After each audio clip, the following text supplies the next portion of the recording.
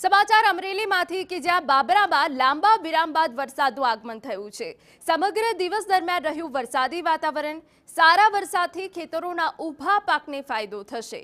રાજ્યમાં વરસાદી આગાહી વચ્ચે ફરી એક વખત વરસાદી સિસ્ટમ એક્ટિવ થઈ છે, જેના કારણે રાજ્યમાં સાર્વત્રિક વરસાદ પડી રહ્યો છે।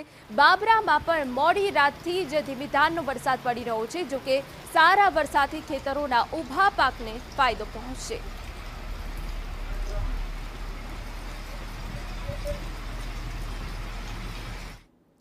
વાત અમરેલીની કરીએ તો સતત 2 દિવસથી વરસાદી વાતાવરણ વચ્ચે રાજુલા અને જાફરાબાદ પંથકમાં પણ વરસાદી માહોલ સર્જાયો। જાફરાબાદ શહેર અને ગ્રામ્ય વિસ્તારમાં વરસાદ પડ્યો। મિતિયાળા, લુણસાપુર સહિત ગામોમાં વરસાદી માહોલ જોવા મળ્યો।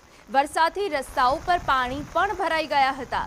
તો અમરેલીમાં સાર્વત્રિક વરસાદ પડી રહ્યો છે, જેના કારણે અનેક ગ્રામ્ય વિસ્તારમાં વરસાદી મહેર થઈ છે, જેના કારણે ખેડૂતોમાં ખુશીનો માહોલ છે, પરંતુ ક્યાંક ધોધમાર વરસાદ પડ્યો છે, જેનાથી રસ્તાઓ જળમગ્ન થઈ ગયા છે। બીજી તરફ ધીમી ધારના વરસાદમાં લોકોને ખુશી પહોંચી રહી છે।